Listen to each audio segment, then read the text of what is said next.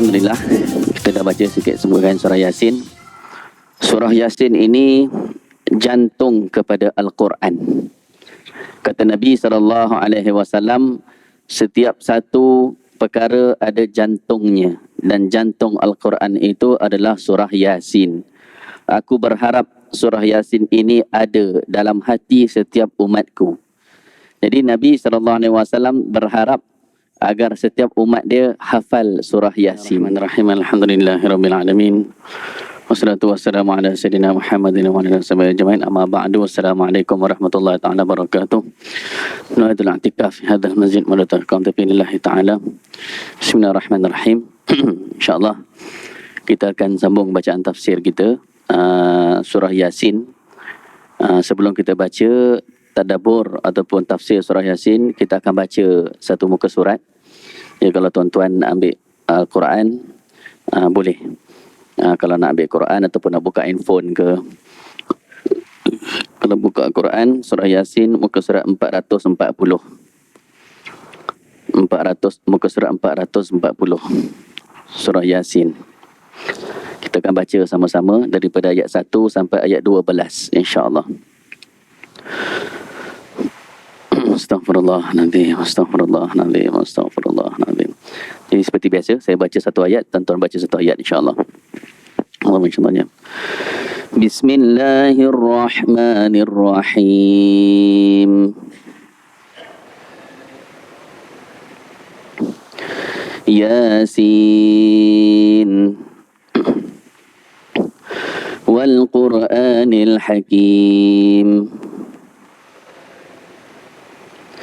Innaka laminal mursalin ala siratim mustaqim. Tanzilal azizir rahim. لتنذر قوما ما أنذر آباؤهم فهم غافلون.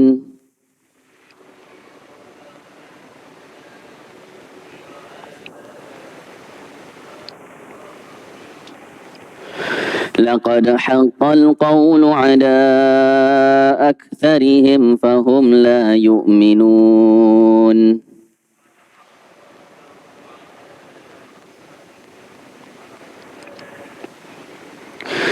إنا جعلنا في أعناقهم أغلالا فهي إلى الأذقان فهم مقمحون.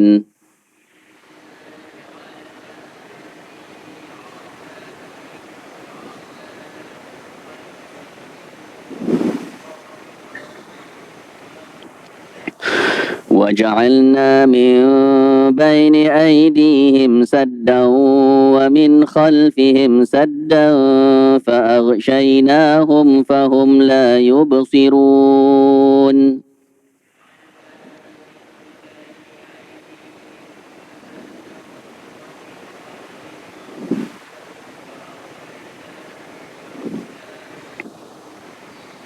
وسواء عليهم أأنذرتهم أم لم تنذرهم لا يؤمنون.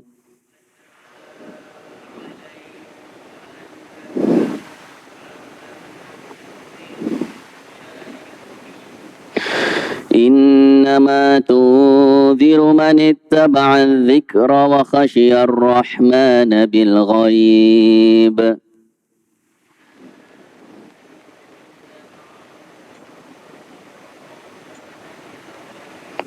فبشره بمغفرة وأجر كريم.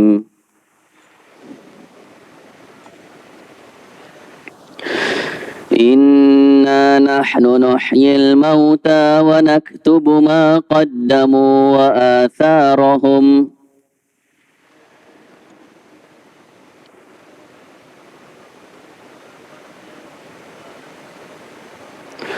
وكل شيء أحصيناه في إمام مبين.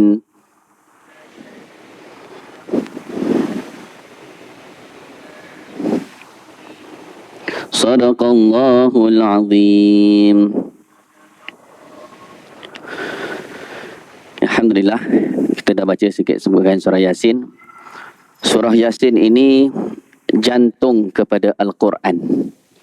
Kata Nabi SAW, setiap satu perkara ada jantungnya, dan jantung Al-Quran itu adalah surah Yasin. Aku berharap surah Yasin ini ada dalam hati setiap umatku. Jadi Nabi SAW berharap agar setiap umat dia hafal surah Yasin. Jadi kalau kita boleh hafal surah Yasin, itu yang terbaik. Ramai orang yang hafal surah Yasin, bukan ustaz pun. Ada pegawai bank, ada saya kenal arkitek, ada kontraktor, ada datuk pun ada, kan? Dia hafal surah Yasin, tiap-tiap hari pasang surah Yasin, baca, hari-hari baca, lama-lama boleh hafal. Dia pasang dalam kereta dia je. Hari-hari pasang, dia kata ustaz, hari-hari hafal, hari-hari pasang dalam kereta, pergi kerja, balik kerja, dalam jamnya apa semua, hafal surah Yasin, masya-Allah. Ya. Jadi kalau boleh kita hafal surah Yasin, itu yang terbaik. Biar hati kita tu terang. Syaitan jauh daripada kita. Tak adalah bisikan-bisikan yang bukan-bukan dalam kepala kita, sebab ada Al-Quran dalam hati kita. Masya Allah. Jadi surah Yasin ni dikata jantung kepada Al-Quran. Banyaklah fadilat surah Yasin ni. Salah satunya kata Nabi SAW, bacalah Yasin kepada Iqra'u Yasin ala mautakum, kepada orang-orang yang meninggal dunia dari kalangan kamu. Maka ada ulama mengatakan maksudnya orang yang sedang tenat, kita baca surah Yasin. Ataupun orang tu dah meninggal dunia, kita baca surah Yasin. Ataupun kalau kita ada hajat, boleh kita baca surah Yasin. Okay. Jadi ayat pertama sekali surah Yasin ni dia Makkiyah. Saya dah cerita dulu, dah lama tak datang sini. Tak tahu ingat lagi ke tidak. Surah Makkiyah ataupun surah Madaniyah. Ingat lagi ke perbeza surah Makkiyah, surah Madaniyah? Surah Makkiyah, surah yang diturunkan sebelum hijrah. Sama ada turun kat Mekah ataupun bukan Mekah. Asalkan turun surah itu sebelum hijrah, dinamakan surah Makkiyah. Kalau surah Madaniyah, surah diturunkan selepas hijrah. Sama ada turun dekat Madinah ataupun bukan Madinah. Asalkan diturunkan selepas hijrah, dinamakan surah Madaniyah. Maka surah Yasin ini adalah surah Makkiyah. Kalau surah Makkiyah ni antara ciri-cirinya, dia menyentuh aspek ketuhanan. Dia buka minda manusia supaya beriman kepada Tuhan, kembali kepada Tuhan. Ingatkan manusia bahawa dunia ni bukan tempat kita yang sebenar. Kita hanya singgah di sini, di sana ke tempat kita yang sebenar. Itu ciri-ciri surah Makkiyah. Jadi ayat pertama surah Yasin ni, Yasin lah, Yasin. Itu huruf hijaiyah. Dalam Quran ada surah-surah yang dimulakan dengan kod-kod rahsia. Ada huruf hijaiyah ni dia macam kod-kod rahsia. Alif Lam Mim, ada surah Alif Lam Mim Sad, ada Hamim, ada Hamim Ain Sin Qaf, ada Sad, ada Qaf, ada Nun, ada Taha, ada Kaf, Ha Ya Ain Sad, macam-macam. Banyak ada sebahagian surah yang dia ada kod-kod rahsia bila dibuka pembukaan surah itu. Nak ceritanya, hebatnya Al-Quran ini, pakar-pakar bahasa, pakar-pakar lughah dari kalangan orang Arab pun tak berjaya nak pecahkan kod-kod ni. Ada banyak pendapat yang mengatakan ini maksud dia begini, ini maksud dia begini, ini maksud dia begini. Tapi tak ada satu pun yang mu'tamad. Hanya Allah yang ketahui apa maksud sebenar kod-kod rahsia ni. Tapi ada banyaklah pendapat ulama kata ini maksudnya begini, ini maksudnya begini. Tapi yang betul-betul tepatnya Allahu a'lam. Hanya Allah yang tahu mana satu yang betul. Contohnya macam surah Yasin ini. Yasin ada Ibnu Abbas mengatakan maksud Yasin ini ya insan, wahai manusia. Kan? Ada yang mengatakan wahai insan, wahai manusia. Ada yang mengatakan yang dimaksudkan dengan manusia di situ adalah Nabi Muhammad sallallahu alaihi wasallam. Maksudnya Yasin, maksudnya wahai Muhammad. Ya tu wahai, sin tu insan, iaitu Muhammad. Ada yang mengatakan Yasin itu ya rajul, wahai lelaki. Ada yang mengatakan, ahli tafsir mengatakan maksud Yasin itu ya sayyidul bashar, wahai penghulu manusia. Ya itu maksudnya wahai, sin itu sayyidul bashar, wahai penghulu manusia. Kan? Ada yang mengatakan Yasin itu sendiri nama Nabi. Kan? Yasin itu adalah nama Nabi terus. Kan? Salah satu nama Nabi Yasin. Itu semua sebahagian pendapat-pendapat ahli tafsir apa maksud Yasin itu. Yang betul-betulnya mana satu Ustaz? Allahu alam, hanya Allah yang Maha mengetahui. Yasin wal Qur'anil Hakim, demi Al-Quran yang Al-Hakim ini maksudnya muhkam, maksudnya yang tepat, yang mantap. Al-Quran. Al-Quran ni tepat. Maksud dia mantap. Ini Quran ini tak ada ayat-ayat yang bercanggah dalam Al-Quran.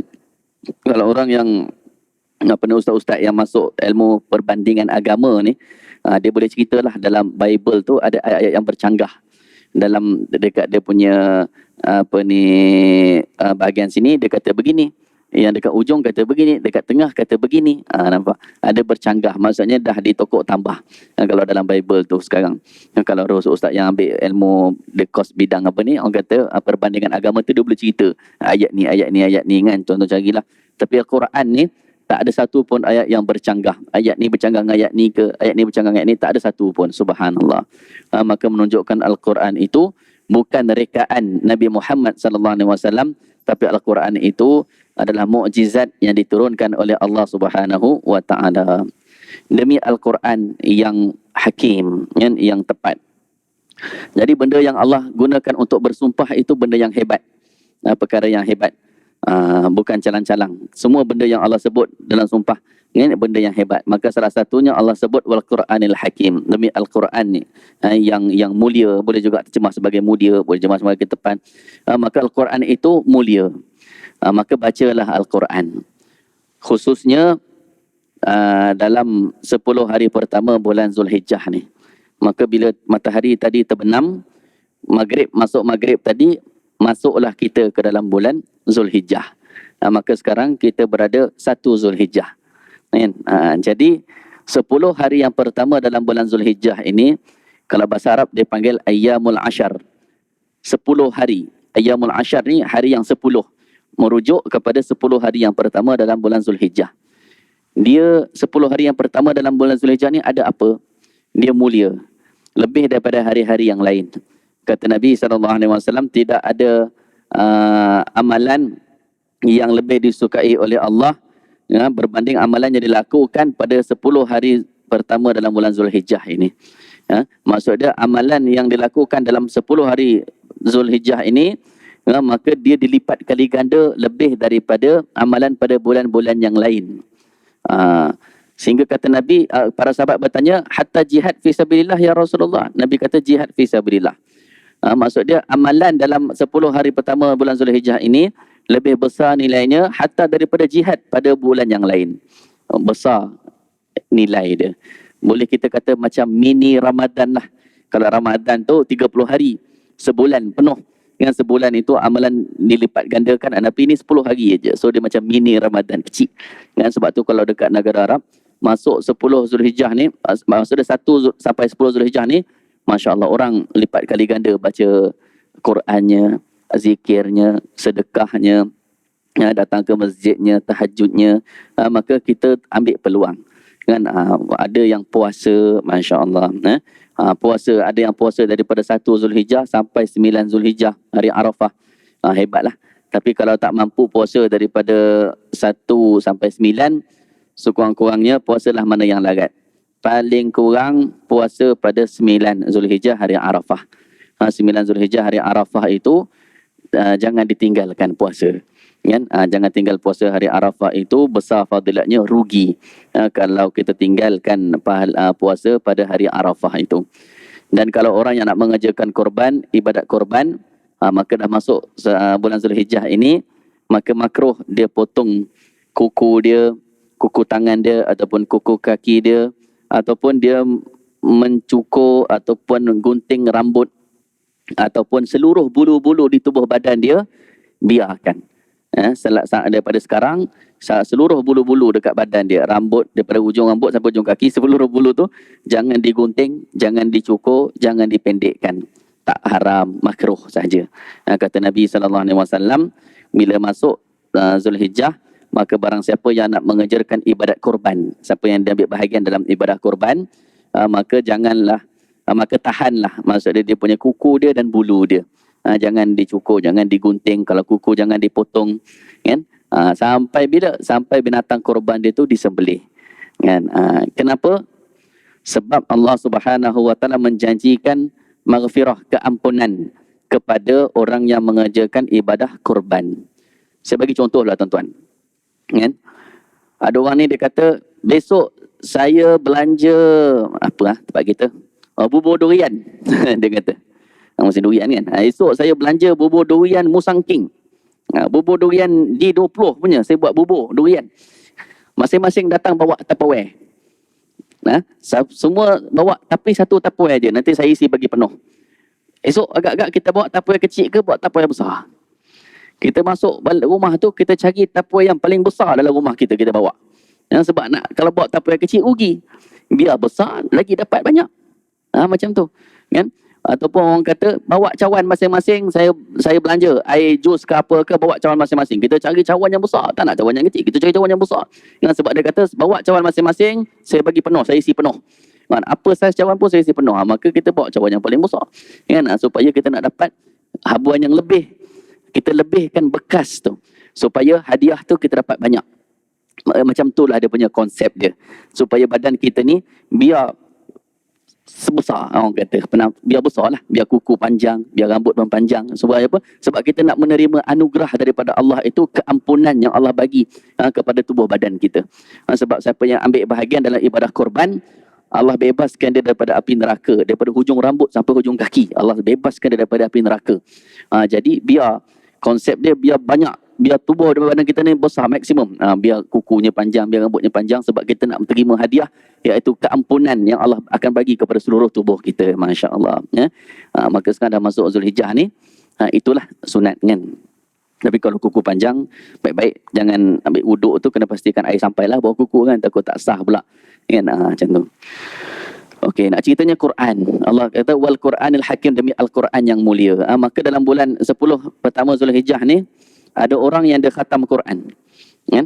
Ada orang yang dia baca satu hari 3 juzuk. Jadi 10 hari bulan Zulhijjah ni dia khatam, sekali khatam. Masya Allah, kan? Ada, kan? Ada orang yang dia baca satu hari 3 juzuk. Dia baca pagi 1 juzuk, tengah hari tu dia baca 1 juzuk, malam sebelum tidur dia baca 1 juzuk lagi, kan? Maka 10 hari dapat sekali khatam Al-Quran, sebab besar fadilat ni dalam bulan 10 pertama Zulhijjah ni. Maka kita tingkatkanlah amalan kita. Janganlah standard biasa sahaja. Kalau kita sembahyang sunat, selalu berapa rakaat? 2 rakaat, lebihkan sikit biar jadi 4, kan? Kalau sebelum ni kita tak buat sembahyang duha, tak buat sembahyang tahajud, tak buat sembahyang witir, ni kita buat biar lebih sikit amalan kita, kan? Supaya kita dapat fadilat 10 hari pertama bulan Zulhijjah ini. Baik. Kemudian ayat ketiga, innaka laminal mursalin, sesungguhnya engkau wahai Muhammad benar-benar dari kalangan para rasul. Ini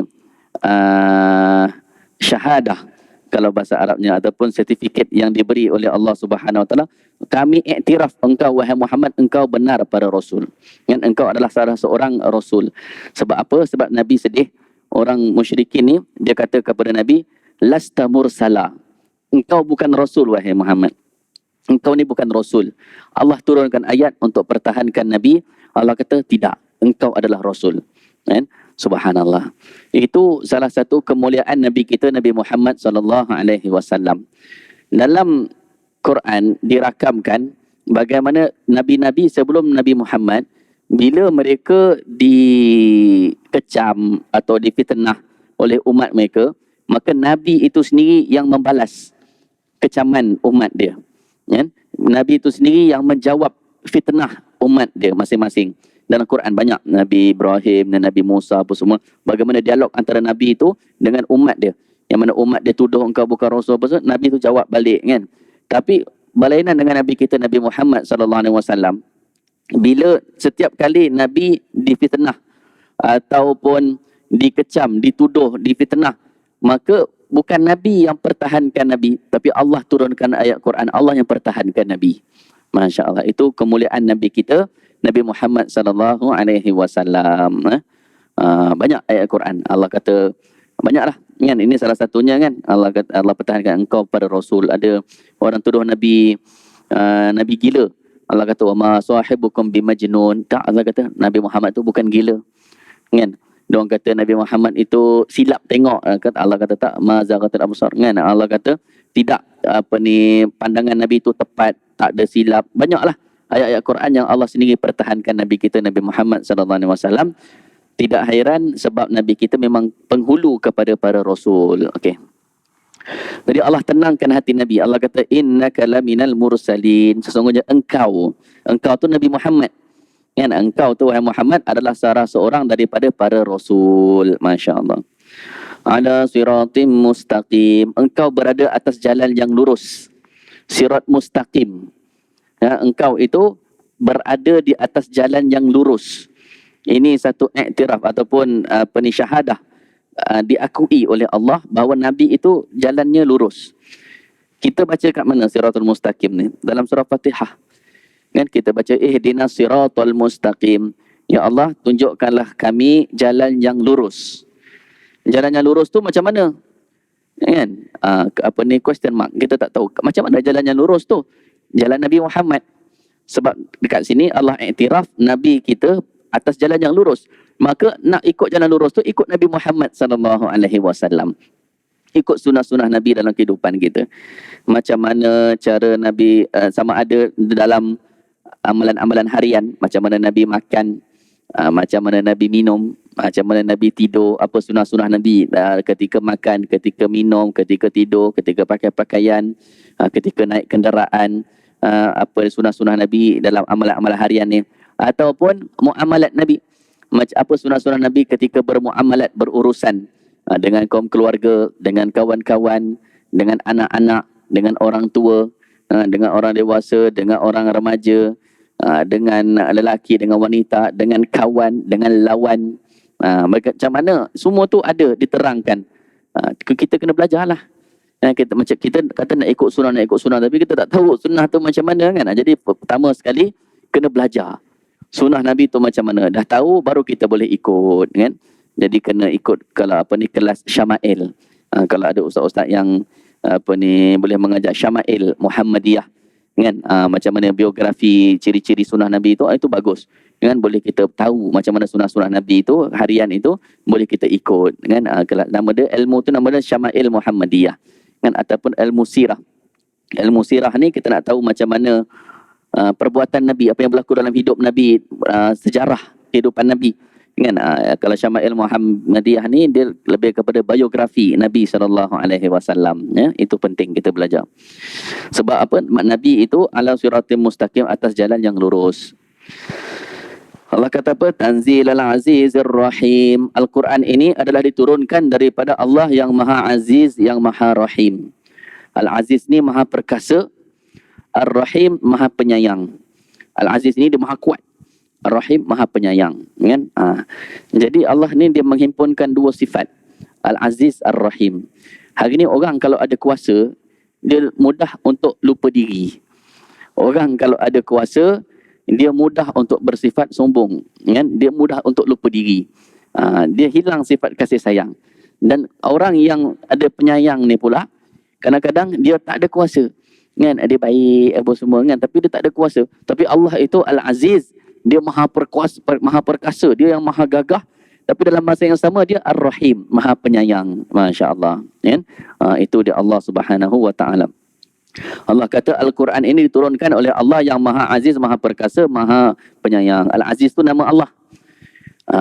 Kalau ada orang nama Abdul Aziz kan, Aziz tu nama Allah, nama dia bukan Aziz, nama dia Abdul Aziz, hamba kepada Aziz. Aziz tu nama Allah. Jangan panggil Aziz saja. Pak Aziz mana Pak Aziz ni kan. Aziz tu nama Allah. Nama dia bukan Aziz. Nama kawan kita tu Abdul Aziz, hamba kepada Al-Aziz. Rahim. Rahim tu nama Allah. Kalau ada kawan kita nama Rahim tu, nama dia bukan Rahim. Nama dia Abdul Rahim, hamba kepada Rahim. Rahim tu nama Allah. Kan? Rahim tu nama Allah. Nama dia Abdul Rahim, hamba kepada Rahim. Kan? Nampak? Itu kan? Jadi elok panggil penuh Abdul Aziz, Abdul Rahim kan. Dulu tak tahu, tak apalah, sekedar tahu buatlah yang betul kan. Okey. Jadi Allah kata Al-Quran ini diturunkan oleh Allah Al-Aziz Ar-Rahim, yang maha gagah, maha penyayang. Litunzira qauman ma unzira aba'uhum fahum ghafilun. Untuk engkau gunakan Al-Quran ini bagi peringatan kepada satu kaum yang datuk nenek mereka tidak diberi peringatan, fahum ghafilun, menyebabkan mereka lalai. Nampak? Ya? Dan Allah kata Quran ini kami turunkan kepada engkau ya Muhammad supaya engkau berdakwah kepada satu kaum, iaitu orang musyrikin lah, kaum Quraisy lah. Bukan di situ saja, sebenarnya untuk seluruh alam. Tapi ketika tu Nabi memang di kota Mekah kan, untuk bagi peringatan kepada satu kaum, iaitu Quraisy di kota Mekah itu, yang datuk nenek mereka tak diberi peringatan. Sebab dah lama. Nabi Isa AS dah lama dulu. Ya, mereka pun tak sempat. Jadi ajaran Nabi Isa pun ketika tu dah dilupakan. Kan? Dah diselewengkan. Maka ramai orang, dia datuk nenek dia tak diberi peringatan. Fahum ghafilun, menyebabkan anak cucu dia lalai. Nampak tak? Fokus kat situ. Datuk nenek dia tak diberi peringatan, menyebabkan anak cucu dia lalai. Maka hari ni kesan. Kesan kepada keturunan. Kan? Kalau orang ini dia soleh, maka insya-Allah zuriat keturunan dia pun insya-Allah mudah-mudahan jadi soleh.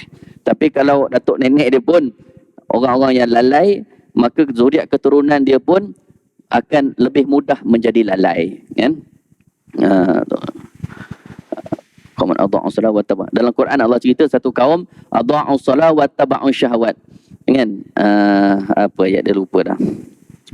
Allah Sayyidina Muhammad kan, awal hasilnya Allah cerita dalam satu Quran ni ayat yang mana orang ni dia meninggalkan solat menyebabkan anak cucu dia semua sesat. Pepatah orang Melayu kata iman tak boleh diwarisi.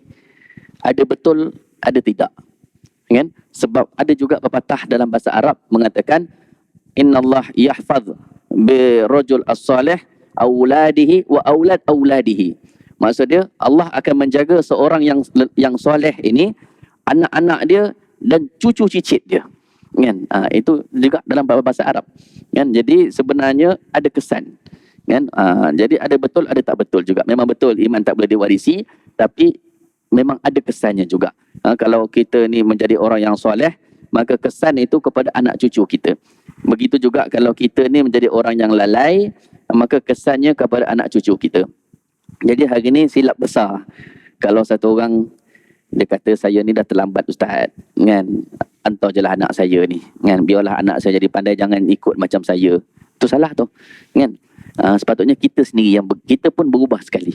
Bila kita berubah sekali, maka anak tu akan ikut belakang kita.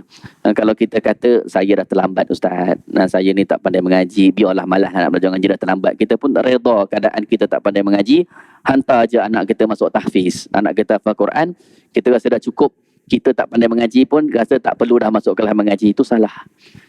Kita rasa kita dah tak pandai. Ada tu tak, ada orang yang dia memang tak solat, dia tak tahu nak belajar nak solat, tapi dia hantar anak dia masuk sekolah tahfiz, dia hantar anak cucu cicit dia belajar sekolah agama supaya belajar solat, dan dia rasa saya dah terlambat, tak belajar pun tak apalah, nak buat macam mana. Itu salah, kan. Kita sini kena berubah juga, sama-sama berubah, ya, sama-sama berubah, sebab anak zuriat kita akan ikut jejak langkah kita, kan. Orang kata, Melayu kata apa, bapak borek anak rintik, kan, dia akan ikut, kan, bapak borek anak rintik, anak-anak ni dia ikut mak ayah dia, dan banyak memang nak atau tidak anak-anak ni dia akan ikut mak ayah dia. Kadang-kadang waktu ayah dia hidup tak nampak lagi anak ni, nampak macam tak ada ustaz, anak saya tak ada seorang yang pun ikut jejak saya. Kadang-kadang waktu kita masih hidup tak ada, tapi bila ayah dia dah tak ada, tengok anak dia berubah jadi sebiji macam ayah dia. Banyak kes, kan. banyak kes macam tu. Dia kata anak saya ustaz tak ada seorang pun ikut jejak saya kan, tapi rupa-rupanya bila dia meninggal besok dia tak ada kan, anak dia rupanya ikut jadi sama macam ayah dia. Subhanallah. Jadi sebab itu penting diberi peringatan ini, litunzira qauman ma unzira aba'um fahum ghafilun. Beri peringatan kepada orang-orang ini, hasilnya akan kepada zuriat keturunan dia. Macam mana kita lihat Nabi SAW di kota Taif tu, dibaling batu, dihalau, datang malaikat mengatakan, ya Rasulullah, kalau Tuan nak, saya boleh cantumkan gunung ni, Taif ni antara dua gunung, saya boleh cantumkan gunung ni atau bukit ni, biar hempap penduduk Taif ni, biar mati semua. Nabi kata tidak, jangan. Nabi kata aku berharap daripada zuriat keturunan mereka akan keluar orang-orang yang beriman. Betul, sekarang Taif tu semua orang Islam kan, Datuk nenek cucu cicit dia semua orang Islam, alhamdulillah kan. Jadi walaupun dia tu tak beriman, dia tu tak terima ajaran, tapi zuriat keturunan dia tu akan terima. Jadi motivasinya teruskan berdakwah, teruskan sebar kebaikan, teruskan sebarkan benda yang baik.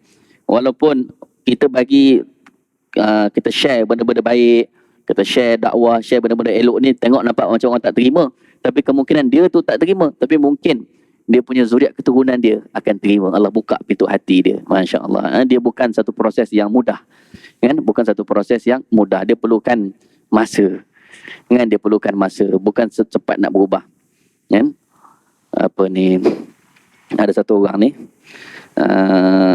muslimah lah kan, muslimah, rajin datang masjid, tapi bila dia jogging kat luar tu, bukan sini, tempat lain lah, sini saya tak kenal pun siapa muslimah sini kan, ada tempat lain tu apa ni, tak pakai tudung pun tapi dia datang masjid, tapi dia jogging tu dari masjid je, tapi tak pakai tudung, free hair. Maka dia kata dekat jemaah tu, dia kata ada muslimah ni, dia tak pakai tudung dia jemaah rajin datang masjid tapi jogging tak pakai tudung. Dia kata itu baiklah ustaz, kalau dulu seluar pendek lagi teruk dia kata sekarang seluar dia dah makin panjang kan, lama kelamaan dia akan berubah sikit-sikit. Baju dia mula-mula ketat dah makin longgar, seluar dia mula-mula pendek dah makin labuh ke bawah. Dia secara berperingkat kan, teruskan dia. Perubahan ni kalau drastik, kebiasaan bukannya mesti. Kebiasaannya kalau perubahan secara drastik, dia boleh turn back, dia boleh U-turn, dia boleh tinggal balik macam tu kan. Sebab itu dia yang bagusnya berperingkat kan, at-tadarruj, kalau bahasa Arab dia panggil at-tadarruj. Kalau kita, semua benda kita nak secara drastik, kita ubah terus, kadang-kadang jadi betul, alhamdulillah. Tapi lebih baiknya berperingkat dengan pelan-pelan kita bagi, supaya apa, supaya dia tu betul-betul kan, subhanallah. Jadi walhasilnya teruskan berdakwah, teruskan sebarkan kebaikan kan. Walaupun nasihat kita tu tak diterima sekarang, ada ibu dan ayah dia kata saya dah berbuih mulut ustaz, nasihat anak saya tak dengar-dengar kan. Jangan putus berdoa, khususnya ibu dan ayah, itu talian hayat yang terakhir. Kalau satu orang ni susah, satu negara kecam dia pun dia tak terima, dia pun tak tahu aja kan, maka janganlah mak ayah dia putus untuk berdoa kepada dia. Sebab doa ibu dan ayah ni dia mustajab, makbul. Doa ibu dan ayah ini dia ada keajaiban dia. Doa ibu dan ayah ni, teruskan berdoa. Walaupun dia kata tak tahu ustaz, saya doa tak makan-makan ustaz. Mungkin kita doa tu waktu sekarang belum makbul, mungkin besok kita dah tak ada, baru makbul doa kita, baru berubah. Berapa ramai kan, berapa ramai orang yang dia nampak teruk lah, dia bagi nasihat, mak dia bagi nasihat last sekali, bila mak dia dah tak ada, baru dia berubah. Subhanallah. Jadi doa tu mungkin makbul, tapi bukan depan mata kita, besok nanti baru makbul kan. Jadi teruskan berdoa. Litunzira qauman ma unzira aba'uhum fahum ghafilun, untuk engkau beri peringatan kepada kaum yang tidak diberi peringatan datuk nenek mereka, menyebabkan mereka ni cucu cicit ni lalai. Masya Allah. Jadi berdakwah ini bukan sekadar tugasan Nabi SAW. Berdakwah ni sekarang Nabi dah tak ada, tetapi tugas dakwah ini diberi kepada umat kan. Qul hadhihi sabili ad'u ila Allah, katakan wahai Muhammad, inilah jalan aku mengajak manusia kembali kepada Allah, ala basiratin, dengan hujah-hujah yang jelas, ana wa manittaba'ani, aku dan pengikut-pengikut aku. Nak kata Nabi, ana wa manittaba'ani, aku dan pengikut aku, orang yang mengikut jejak langkah aku akan bawa kerja-kerja dakwah ini. Maka dakwah ini senang je, kita share je benda-benda baik yang kita share. Benda-benda mengarut jangan share. Yang benda-benda mengarut hari ni terbalik. Video mengarut apa semua tak ada. Itu yang kita seronok nak share. Yang benda-benda baik kita tak nak share. Kan? Kita tukar habit kita. Benda-benda mengarut apa semua jangan share. Walaupun alam maya je ustaz, tetap ada dosa. Kalau benda-benda tu orang tak buka, orang tak tutup aurat, video tu benda yang tak elok apa semua, dia ada dosa. Dengan dosa mata. Kita bagi orang lain tengok, dalam grup tu ada 100 orang. Kita forward dalam grup tu 100 orang tengok, 100 dosa kita kena tanggung. Orang dalam grup tu pula forward kepada grup lain, ada 100 orang lagi. Yang lain forward lagi kepada grup lain, ada 100 orang lagi. Itu orang kata dosa bersambung tu. Kan, dosa bersambung-sambung. Kita forward, orang forward lagi, orang forward lagi, orang forward lagi. Bersambung-sambung dosa kita kena tanggung. Subhanallah. Jadi kalau nampak video mengarut, jangan share. Kan? Jangan share. Jadi share benda-benda yang elok sahaja. Okey. Mudah berdakwah sekarang ni. Hujung jari aja. Nak dapat pahala pun hujung jari, nak dapat dosa pun hujung jari aja. Subhanallah. Laqad haqqal qawlu ala aktsarihim fahum la yu'minun. Telah mendapat, laqad haqqal qawlu, maksudnya telah benarlah ucapan, maksudnya telah berlaku, dijanjikan apa yang Allah janjikan itu telah berlaku kepada ramai di kalangan mereka. Fahum la yu'minun, tapi mereka masih tak nak beriman. Masih tak nak beriman. Itu bangsa manusia. Kan? Dia tak ambil pengajaran. Dia insaf sekejap, lepas tu dia lupa balik. Maksudnya zaman dulu berapa banyak umat yang Allah dah hancurkan. Yang umat Nabi Nuh AS. Bayangkan umat Nabi Nuh ni 83 orang je duduk atas bahtera. Yang lain semua tenggelam. Satu dunia tenggelam dengan air banjir, air bah. Kemudian bila bahtera Nabi Nuh tu turun, 83 orang ni, maka maksud dia ketika tu semua orang Islam kan, 100% Islam. Tapi akhirnya kafir balik. Macam mana? Jadi ada juga yang jadi balik orang yang kafir. Kemudian diutus Nabi lain pula. Kan? Nabi Musa AS. Macam mana umat dia Fir'aun dengan dia punya tentera dia dihapuskan, tenggelam oleh air. Semua insaf kan. Pengikut umat Nabi Musa ni insaf apa semua. Kan? Lama-lama diorang sendiri yang kafir balik. Kan? Kafir balik. Subhanallah. Jadi sekejap bila berlaku musibah, insaf sekejap, lepas tu lupa balik. Subhanallah. Kalau ikutkan sepatutnya atas dunia ni semua orang Islam je. Sebab Nabi Nuh AS tu 83 orang je yang ada pengikut dia atas bahtera tu, itu semua 100% Islam tu ikut Nabi Nuh. Yang lain semua dah tenggelam. Kan? Bila turun, macam mana boleh ada balik? Subhanallah, itu manusia dia mudah lalai. Jadi macam akhir zaman lah. Allah cerita akhir zaman nanti, ketika Ya'juj Ma'juj keluar kan, panjanglah cerita akhir zaman ni. Walau dipendekkan cerita, ketika Ya'juj itu Dajjal, Imam Mahdi keluar. Kemudian Dajjal keluar, Imam Mahdi lawan dengan Dajjal, Imam Mahdi kalah. Nabi Isa turun, Nabi Isa lawan Dajjal, Nabi Isa menang, Dajjal mati. Kemudian Ya'juj Ma'juj keluar. Bila Ya'juj Ma'juj keluar, Nabi Isa bawa semua orang Islam bersembunyi atas gunung. Ya'juj Ma'juj ni dia ganas sangat, kan? Maka habis, hancur semua. Hancur. Ya'juj Ma'juj ni buat dunia ni, Ya'juj Ma'juj ni menghancurkan seluruh dunia. Kan? Tinggal Nabi Isa dengan orang Islam menyeruk di atas gunung. Kan? Kemudian Nabi Isa berdoa, Ya'juj Ma'juj tu dimatikan Allah. Jadi bangkai Ya'juj Ma'juj tu bersepah, busuk. Dengan satu dunia bau busuk. Kemudian Nabi Isa dan orang Islam berdoa, Allah turunkan hujan, Allah bersihkan bumi ni daripada bangkai Ya'juj Ma'juj ni, semua bersih. Kemudian Nabi Isa dan orang Islam semua turun. Kan? Jadi ketika tu 100% Muslim. Tapi ketika tu Nabi Isa wafat. Nabi kata Nabi Isa akan berkahwin dengan salah seorang daripada umat Nabi Muhammad ni. Kemudian Nabi Isa akan wafat. Kemudian yang ditinggalkan tu 100% Muslim. Tapi sedikit demi sedikit berubah balik. Akhirnya jadi kafir balik. Subhanallah. Jadi kafir balik. Ingkar semula. Seakhirnya Al-Quran diangkat. Dan ketika itu sampai satu tahap, satu dunia tu tak ada orang boleh baca Quran. Sampai surah Al-Fatihah pun tak ada orang yang reti baca. Kan? Sampai ketika tu, diorang buka Al-Quran ni, tengok kertas kosong aja. Dah tak ada tulisan-tulisan Quran tu. Dan bila ditanya, semua orang tak boleh baca Quran. Surah Fatihah pun, satu dunia ni tak ada orang hafal Quran walaupun surah Fatihah pun tak ada. Bila dibuka, kosong. Subhanallah. Tak pandai baca Quran. Dan akhirnya tak ada orang reti solat.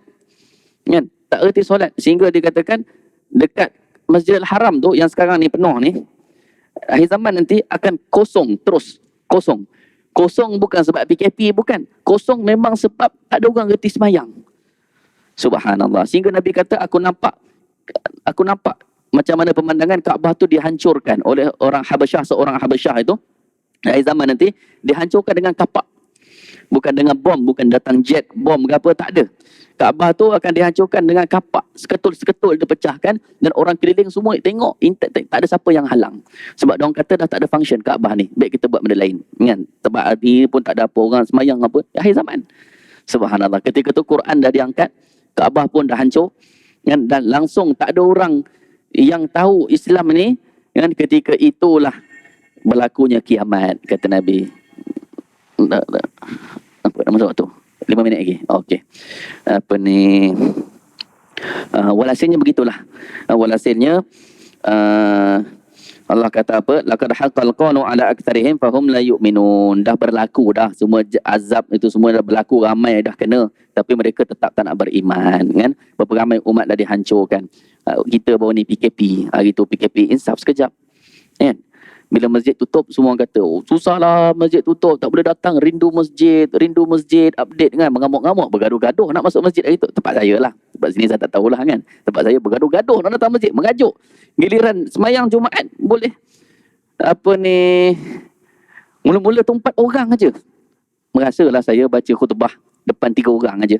Dan baca khutbah depan tu ada Bilal, ada imam 1, imam 2. Merasalah tuan-tuan, baca khutbah depan tu 3 orang aja. Kan, campur kita jadi 4. Allah Akbar. Lepas tu ramai sikit jadi 12 orang. Ramai sikit jadi 40 orang. Ramai sikit jadi 100 orang. Kan, lepas tu buka kan. Bergaduh-gaduh kan. Tapi bila dah buka masjid tak ada juga.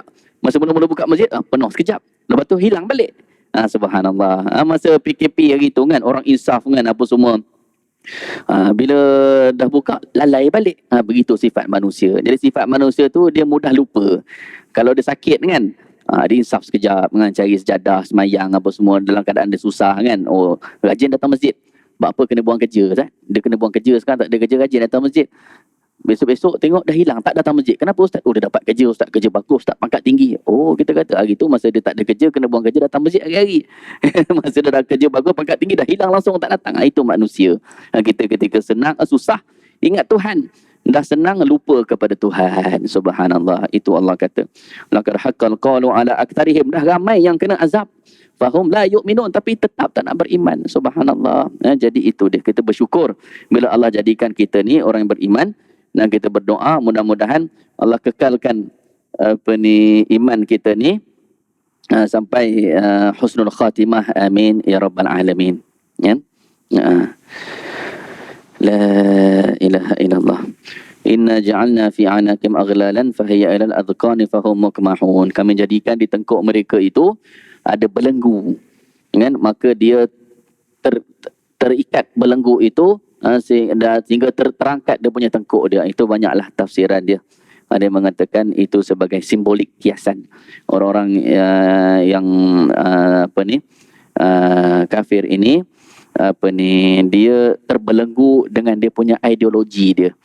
Dia terbelenggu dengan dia punya fahaman dia. Dia kata, ada satu orang ulama ni, masya-Allah saya kagum. Dia kata apa? Orang hari ni mengajak kepada kebebasan, hurriyah kalau bahasa Arab, freedom, kebebasan, bebas nak melakukan apa saja. Sebenarnya itu bukan bebas.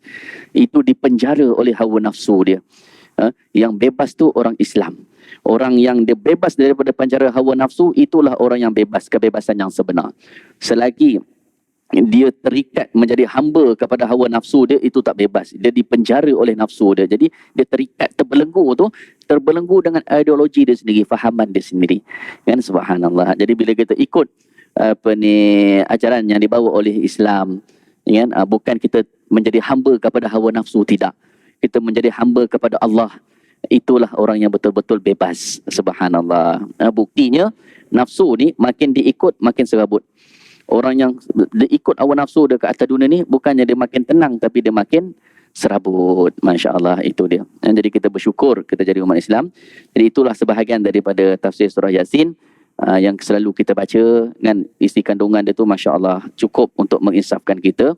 Nanti kalau ada rezeki dan peluang lagi, di pertemuan akan datang kita sambung lagi ayat-ayat yang seterusnya insya Allah dalam surah Yasin ni. Dan kita azam untuk kita hafal surah Yasin Ada niat, kena ada dulu, Allah akan bantu kita insya-Allah.